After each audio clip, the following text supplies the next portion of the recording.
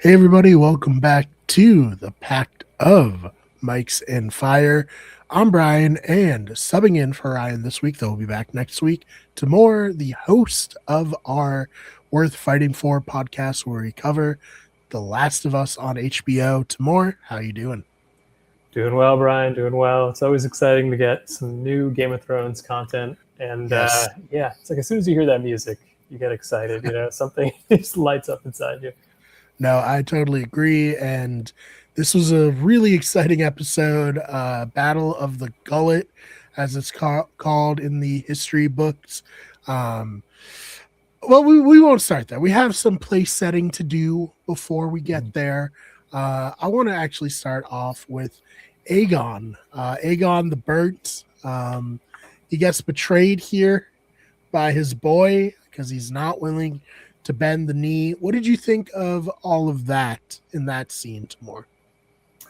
I mean, I thought it was great. I honestly didn't think we would be getting that much more of Aegon. Just for context, for people who are used to listening to this podcast, I have not read the books. I read a bit of Game of Thrones, and I've read the Hedge Knight stories, but yeah, so I'm in for a surprise when it comes to House of the Dragon, and so I didn't know we were really going to get much more of Aegon. So I'm actually glad that we're kind of like following up with him. And yeah, it's funny. I mean, I kind of almost don't even see it as like a betrayal. I think his companion, whose name I'm blanking on right now, I think he was kind of he was like brilliantly portrayed. By the way, I thought he was more like trying to save both of their asses. Yeah, no, he definitely was. And if Aegon bends the knee, they probably get to move on, but he didn't. So now he's got to call an audible and try to weasel his way out. I have no doubt that this character will be able to weasel his way out of the situation eventually. Definitely. Yeah. He strikes me as a Tyrion type of character who can kind of like talk his way out of anything. Aegon's definitely testing that by, you could have just done a simple thing and bent the knee and kind of moved on. But, you got to keep in mind that this character comes from privilege. He's not used to, taking it from anybody. He gets everything he wants. Arguably, if he was a little bit less selfless, he could have been a better leader. But, and if that was the case, he wouldn't find himself in this sticky situation in the first place. Yeah, so we'll see what happens there. They're going to get taken prisoner by these men. We'll see where that leads, but not good. I mean, listen, bad night for both sides tonight. Really was a disaster all around. But hey, that is war. Yeah. And as I say in Fallout, war never changes. I mean, there's never a clear winner when you look at the full picture. And I think, we definitely saw that throughout this episode as well. Yeah, so kind of branching off from the Aegon plot, Aemond has taken the throne for himself. He's like, Aegon ran away. He's advocated the throne. What did you think of that? Yeah, I mean, he's the big baddie of this show, and it's becoming more and more evident. I think the brilliance of George R.R. Martin is that each character is like really complex, and you have Daemon, for example, who we weren't sure if he was in the last season going to become an antagonist or protagonist. He had kind of one of the more interesting story / character arcs because of that. But I think really with Aemond, it's pretty clear that this guy is just kind of he's thirsty for blood. He's hitting on his own mother. Like he's like, God, that he's just he's clearly the kind of the equivalent of someone in Game of Thrones who I mean fans hated for so many years. Oh my god, now I'm blanking on his name. Sorry. Now that escaped me again. Theon? No. The king. Joffrey. Yeah, Joffrey. Excuse me. Yeah. He's clearly kind of painted like a Joffrey type character where you hate his guts and you can't wait for him to like lose his second eye, you know. Yeah. So the misunderstandings continue this season. Allison is ready to give Aemond up and give the kingdom over to Rhaenyra, but Aemond misinterprets her wishes and is like, I love my mom. I'm going to kiss her and, I'm not going to leave. So basically, their plan that happened at the end of last season is over. Rhaenyra is basically going into a trap. Her forces are going into a trap here in the gullet.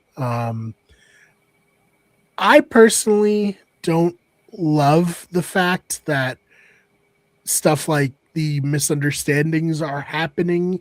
I would prefer like the characters to be making the decisions that ultimately either pay off or blow up disastrously. It does feel like a little bit that Allison and Rhaenyra are a bit victims of circumstance here, which I don't love. I would rather them be like cutthroat and like going for it. But what's your feeling on that as someone who's only watched the show versus read the books? Yeah, no, I mean that's a great point. And I guess my defense for that, without having seen the rest of the season, would probably be that, I'm assuming this is kind of like setting up both of their characters to become stronger and become more self-sufficient and kind of take on more leadership roles, particularly Rhaenyra. I feel like this is kind of, especially not jumping too far ahead, but losing a second son. I mean, this is like her moment to just take the reins and be like, I'm not listening to anybody else. I'm just going to completely become a leader. And if they fumble that, then I think the season will ultimately have kind of failed in a sense. But I think that's kind of where it's going. That said, my initial reaction after this episode really was like, man, after waiting so long for the season to come out, I wanted more Rhaenyra. So, looking forward to next week to, I'm presumably seeing more of her. But that was really one of the biggest things I was missing in this episode. And she was, basically at other characters' whims. Yeah. Conversely, we have Rhaena, who is making her own decisions to try to tame Sheep Stealer. And it almost worked. You see the the initial kind of her entering the battle, and it's like, oh man, this is awesome. She's really gonna help the winning team, and then this is an untrained dragon, really, so it just fucks everything up. Yeah, definitely. Like in the show, they're definitely going for more of like the dragons are animals versus like having a kind of connection to their dragon riders. Although sometimes they don't, because we see like Sea Smoke choose his rider versus him being tamed or anything. So I don't know. This is very interesting. This isn't her storyline in the books. This is a different character storyline that they are not adapting. It feels at this point, they're definitely not going to put that character in the show. So I think it's very interesting from that point of view. But yeah, complete disaster. We'll get to it more when we talk about the battle in depth. But I don't think you've only known this dragon for how long? I don't think it's a great idea to be like, let's go directly into battle before we've had a little bit of training. Like you wouldn't go onto a NASCAR track after passing driver's ed. You know what I mean? Yeah, no, precisely. And you can tell all she wants to do is help. It's like she sees this battle going on. She's like, oh my God, this is my time to help everyone. And and ultimately it leads to almost like I mentioned before, like no clear-cut winners, because in a way she's damaging both sides practically equally. And so anyway, I don't want to jump too far ahead to the ending, but every time we get these dragon battles and dragons are fighting each other, and fighting ships and everything. It's always the most epic and like memorable stuff in the show. And Yeah. but I guess my question for you is, should we have had this episode last season? Yeah. So from what has come out since the end of last season was they originally were going to have 10 episodes. The writer's strike happened. And during the writer's strike, HBO decided that they were only going to do 8 episodes.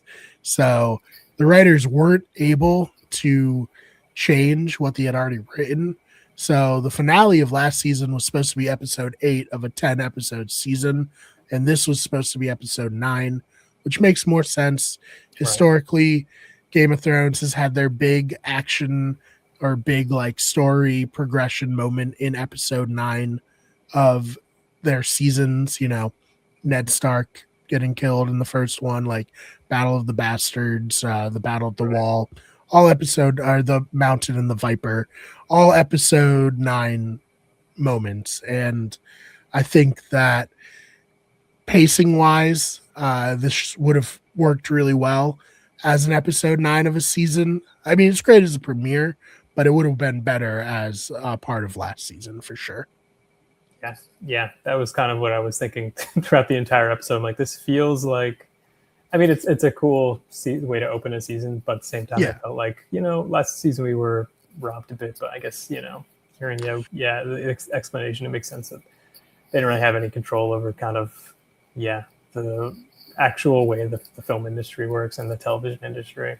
Yeah, that's why like the finale is like very like just setting the table for this episode, and I feel like that's somewhat disappointing. To be like, oh man, like we didn't build to anything, but it was beyond their control. So what can you really do about that? I happy for Jace. He got to be in an extra episode. Yeah, in one more season in his IMDb. More seasons, like that's great for him. Yeah. R.I.P. As I saw, Westeros lost its most lethal face card. Timothy Chalamet of Westeros. Westeros. Then I also saw very funny too. Is like they killed him because they didn't want to see a black man on the throne, which is very funny.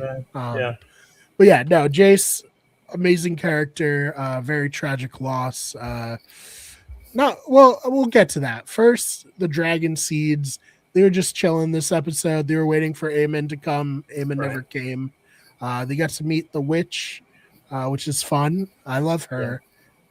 She's very strange, but I like very I mysterious. Like her. Yeah. What do you think of that whole sequence? I mean, I love how they're not all heroes. It's like they've been given these roles by almost pure luck. I mean, it's not like you choose your genetic background and they're not friends. They're literally waiting. It's great that you have all these, this variety of characters who are kind of stuck in one place. And I can't wait to see more of that rapport between them.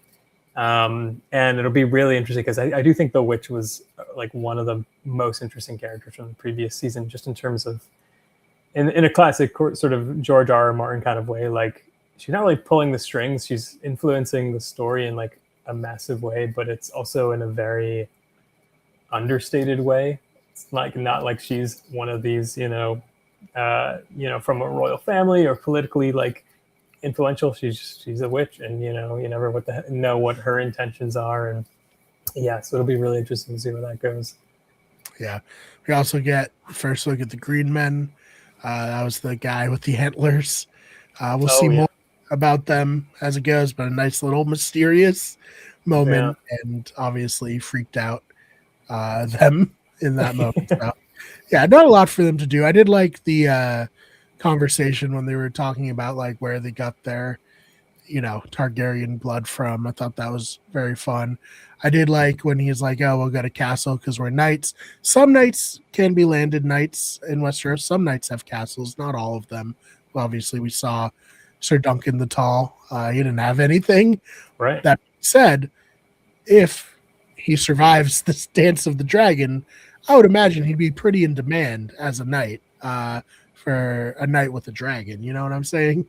Oh, oh yeah, exactly. No, he'd be set, I think, especially if he plays his cards right. I mean, it seems like he's like kind of like a foul mouth and doesn't give a shit, Yeah. and like he's not used to high society, if you will. So I don't know. I could easily see him kind of losing it all at the same time due to his own foolishness. But yeah, no, I mean, I thought that was a really good. I love when Game of Thrones gives you more of the lore of and a lot of it is based off of medieval history and real life. But it's great when we get kind of a taste of that. That's like where George R. R. Martin does best, really. Yeah. So yeah, we'll check back in on them next episode. I didn't love this scene where Jace locks Rhaenyra in her room to keep her from. Because I would have preferred if she was like, "Look, I can't go because I'm like the leader, of this coalition." But she sends Jace and Bela to go fight and help, and then she would have like had guilt about what happened. But Yeah. I don't know. It just made her look. I don't know if weak's the right word, but like in the book, I definitely feel like Rhaenyra is like pretty ruthless and pretty like, no, I'm the queen. Like I'm gonna do what I need to do to win. Where this is like more of like she's a victim of circumstance and like Mm-hmm. the misogyny of Westeros, which yeah, she definitely is. Like the whole reason she's not accepted as the heir is because she's a woman, which is not particularly fair. But what did you think of that whole scene? Yeah, no, I mean, it's great to hear you say that because I didn't have quite the same reaction, but now that you say it does pose the other options. Like what direction could they have gone? And I do think the only thing that did strike me was like, isn't there another door in this room? Like, is there really only one door Right? and Yeah. it locks from the That's outside? not up to fire code, It's not, Right. it's not good. I'm just like, really, this is what's gonna stop, the queen. So that I did think that was very silly. But then as it went on, I think that scene where she rips off the dress and has it's not even a long speech, but it's a great small monologue. I thought that was really powerfully delivered, and Mm. that rang very true to me. So, but yeah, I mean, you could easily have that scene.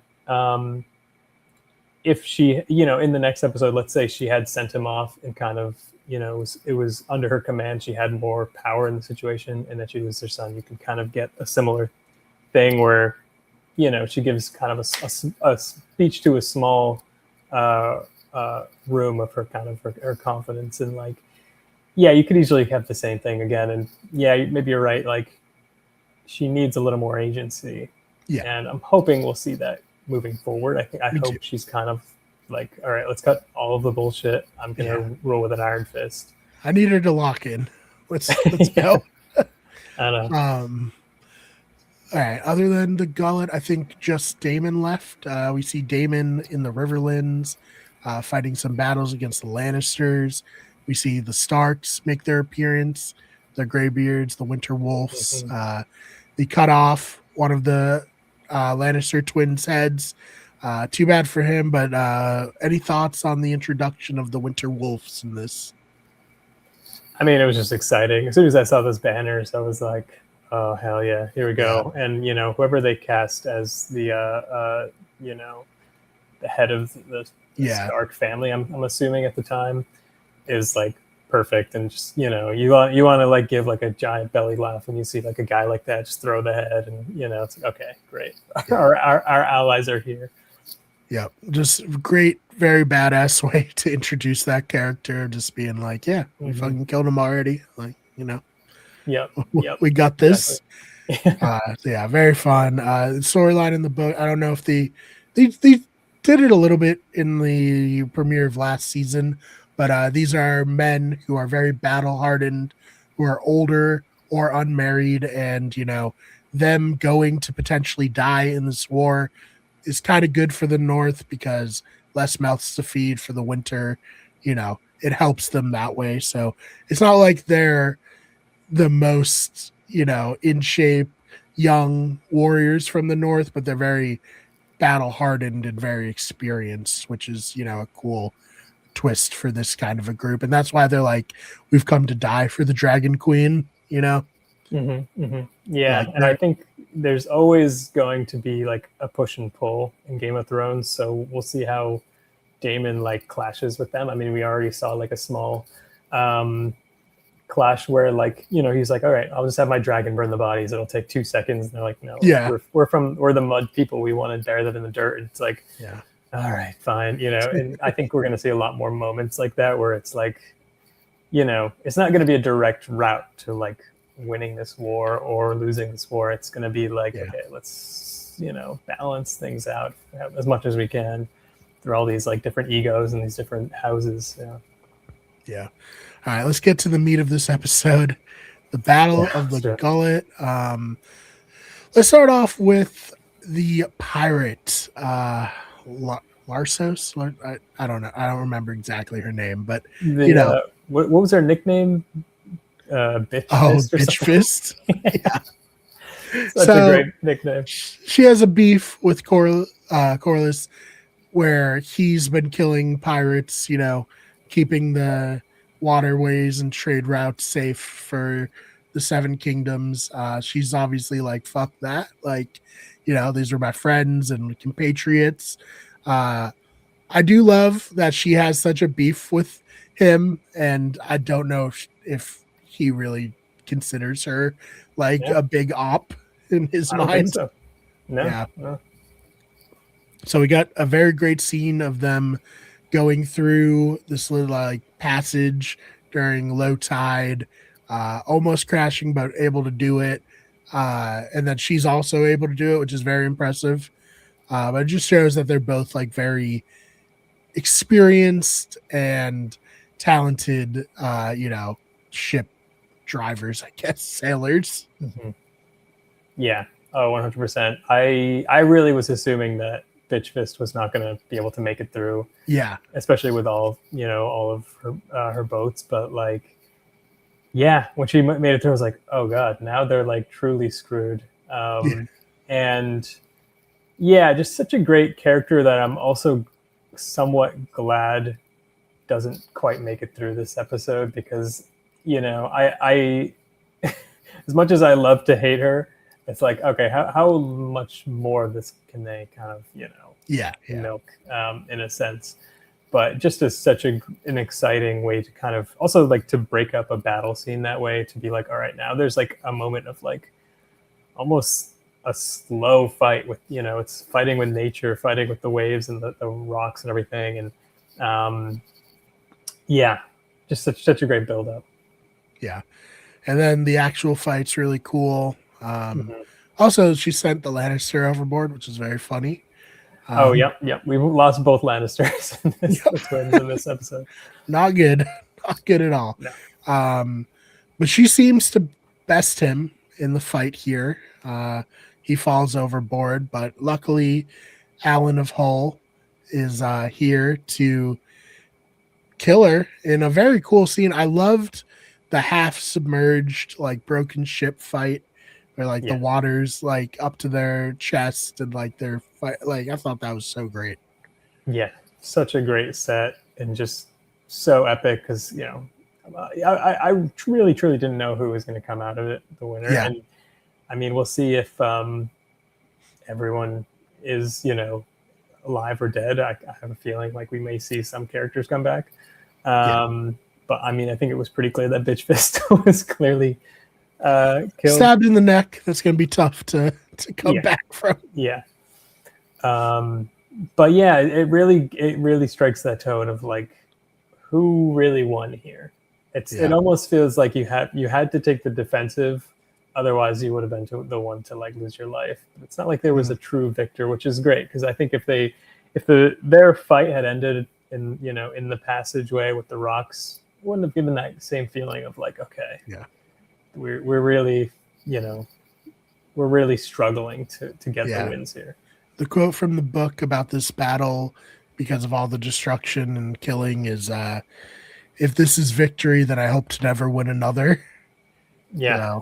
Yeah. You really felt that. completely. Yeah, and then you get the dragons involved, and it's Yeah, you think that's going to be the biggest advantage, and it's like, okay, it's game over now. But you know, it's a world where they've thought of everything. They've thought of defenses for the dragons, and it may not be the I easiest loved thing to. this. I loved the egg. That was such a good idea. Oh yeah, Like how to fight the dragons. Like that was awesome. yeah, yeah, and I mean, that's like a engineering genius, and I mean, it takes very very specific skills to like hit a dragon out of the air, I would imagine. But Yeah, seeing Bitch Fist do that, you're like, oh my god, she can do anything. She can literally kill a dragon. um, yeah, and she does it once, and he gets saved by Moon Dancer, but mhm. then Sheep Stealer comes in and fucks it all up. Yep, yep. It's like as soon as you kind of learn how to fly around these things and maybe maneuver it, the uncertainty, of a new ginormous dragon that Yeah, is not trained, doesn't know where, who's good, who's bad. It's almost like, it's just lighting everyone on fire. yeah, yeah, yeah, yeah. And I feel it's so bad for her kind of yelling out. She's trying to control it. She's trying to tell it like these are the allies, these are the enemies, but they Yeah, won't listen. no, it's sad. Just unfortunate. And then so we lose Jace's dragon, and Jace looks like he's gonna at least live for a Mhm. moment. But what do you think of his death? I I honestly thought he was going to just be able to swim away as any Yeah, TV show would do, but I think what is so great about that scene is this is the dragon, and then there's like that Titanic moment. He's like, okay, he can float on this board, and then it's like three direct shots, which yeah, feels so much more realistic to me than any other movie or TV show where you have like characters are like running from gunfire, and then there's all these bullets like that they're dodging magically yeah, because of like plot armor. But this is real. This is like how it would actually be. These are trained archers. They see the guy in the water, they go boop boop boop, three yeah, arrows, he's done. It's great that they don't miss a shot. yeah. Just brutal. I'm sad. I like Jace. I Yeah, think in another story, Jace would have maybe been the main character and like, been very heroic and badass for a long time. But that's not the Game of Thrones universe, as we know. yeah. No, I mean, I think every time there's like a death of a dragon, it's like the highlight of the season for me, Yeah, yeah, honestly. And so I am wondering, like, is the season going to live up to this scene specifically? Because it to me, it's on par with the death of his brother, which was a crazy, crazy death scene. When out of nowhere, it's like you think he's safe, he's flying away from his, I guess, his cousin, right? And then it's just like one bite from another bigger dragon and yeah. he's gone. And that's really how this felt. So I'm really curious if there's going to be other scenes that can live up to this. It was so great. Hey, yeah, it's the Dance of the Dragons. I don't want to spoil anything, but Yeah. some more dragons are dying No, I'm sure. over the course of Yeah. this war. Um, but yeah, I thought this was a great episode. I love Sunday nights, whether it's the Night of the Seven Kingdoms or House of the Dragon, like 9 o'clock, being in front of the television, experiencing it as like a cultural thing. Because, we don't have a lot of appointment viewing shows anymore. And it's nice to have these shows where like a lot of people online are super into it, making memes, tweeting about it. It's so fun. Yeah, totally agree. And I love the Hedge Knight, and I'm so excited for more seasons of that. I think everybody's like perfectly cast, everything, but I do think, and I'm glad they did this, but it is very different. You have like scenes with like modern jazz, and you have they're playing around with the genre. It's not like they're just trying to go for Game of Thrones itself and just remake it.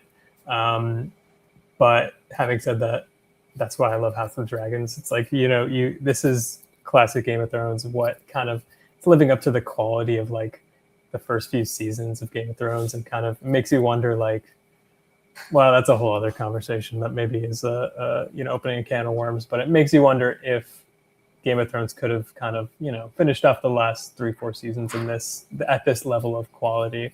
Um, anyway, Yeah, no, yeah, we don't have to talk about that. yeah, I know what you're saying, but yeah, no, I mean, I like always try to appreciate it while it's happening because it's like, what other show is doing this kind of stuff? Like these Mhm. giant CGI dragons and giant ship battles and stuff. Like, there's just nothing else on TV like it. So you got to appreciate it while we have it.